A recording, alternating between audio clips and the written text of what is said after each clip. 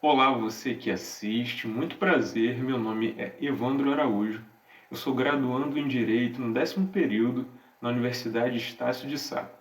Tenho o prazer de produzir esse trabalho em parceria com os professores Fernando Pontes, Rafael Moreira e também o professor Marcelo Santos, que é coordenador do curso de Direito na Estácio Sulacap.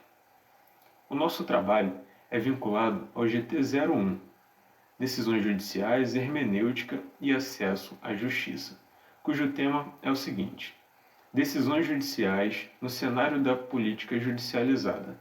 Uma leitura a partir de Dworkin da função constitucional do processo.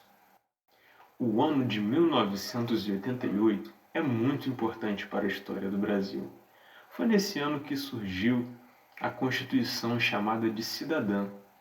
E com essa nova Constituição, a política no nosso país ganhou uma importância muito acentuada na construção daquilo que seria a redemocratização nacional. Surge então a possibilidade dos integrantes do Poder Executivo e do Poder Legislativo de deliberarem entre si acerca dos destinos da nação brasileira. Mas diante disso, também é possível perceber que cada vez mais começaram a surgir, nos autos dos processos civis de competência do Poder Judiciário, demandas versando sobre assuntos mais políticos do que jurídicos. Observando um cenário não muito diferente do nosso, Ronald Dworkin alerta para esse fenômeno social. Ele diz que as decisões judiciais, elas são extremamente importantes para a sociedade, porque, na maioria das vezes, a lei se torna aquilo que um juiz afirma. Ora, olhando então para o cenário brasileiro, em que demandas políticas agora devem ser decididas pelo Poder Judiciário, isso significa então que aquilo que aconteceria numa cidade, num estado, ou até mesmo em âmbito nacional, através do governo federal, seria definido pela atividade judicial.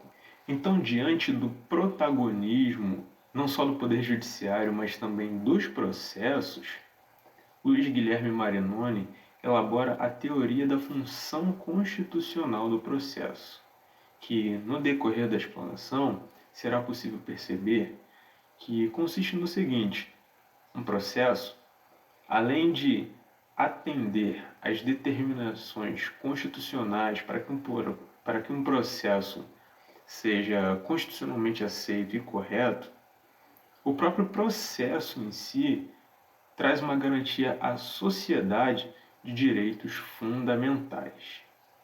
Maria Tonelli aponta um caminho interessante sobre a judicialização da política. Ela indica que isso ocorre quando os juízes, nos autos dos processos, começam a definir aquilo que deveria ser decidido e orientado pelos representantes eleitos pelo povo, poder executivo e poder legislativo. Esse pensamento, num primeiro momento, enaltece e homenageia os princípios constitucionais da separação de poderes e do funcionamento harmônico e independente desses mesmos poderes.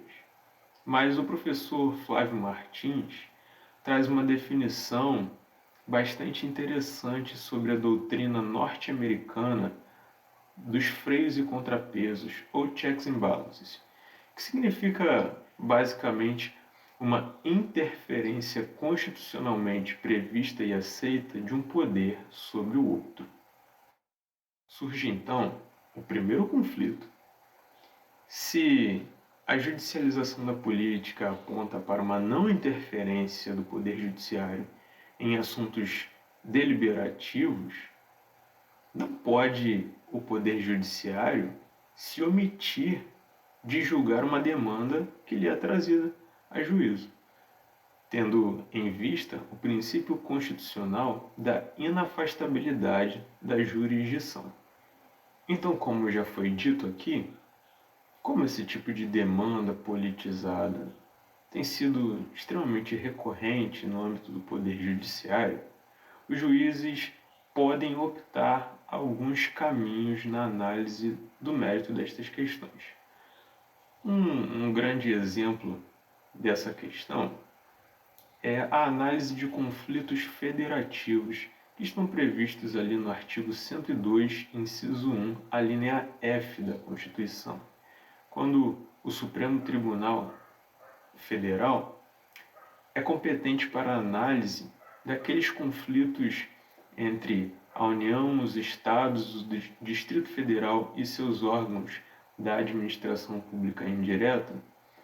São conflitos que abalam princípios do Pacto Federativo e da separação dos poderes.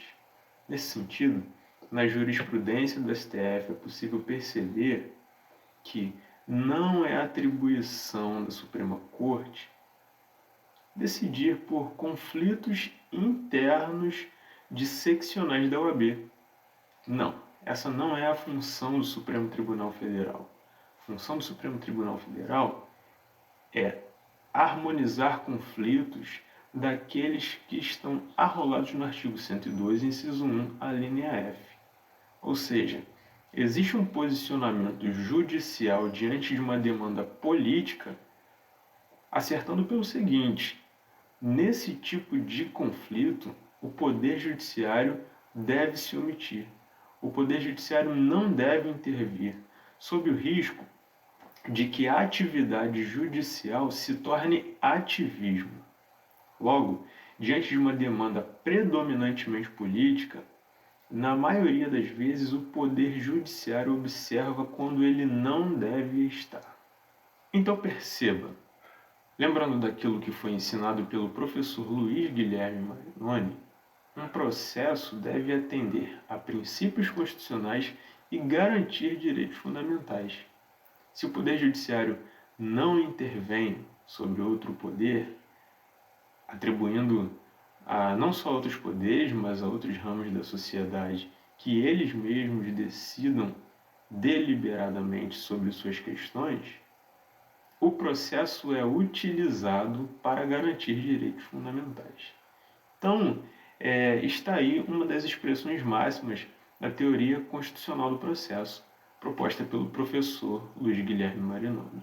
Mas não existe só esse tipo de situação quando são analisadas demandas políticas.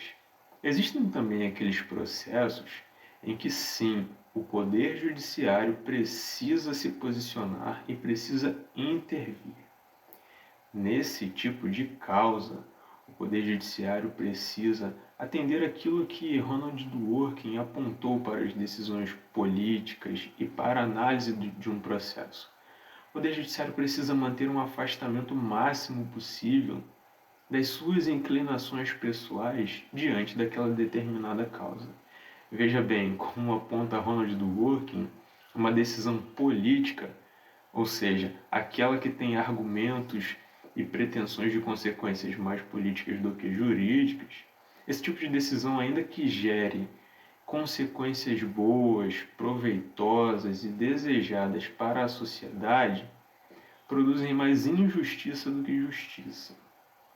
Então, diante de situações assim, é extremamente necessário que os juízes se afastem daquilo que pessoalmente gostariam que acontecesse, mas é importante a obediência a uma estrita legalidade constitucional e infraconstitucional.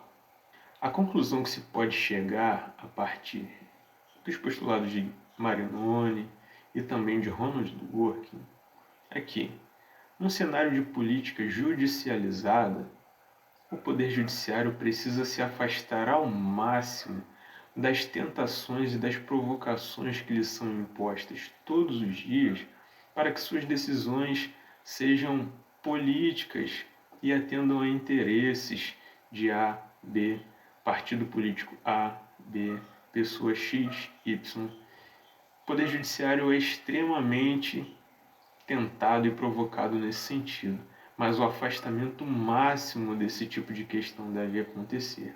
Não só um afastamento desses interesses, mas também um afastamento de convicções pessoais, devendo prevalecer em todos os momentos o direito.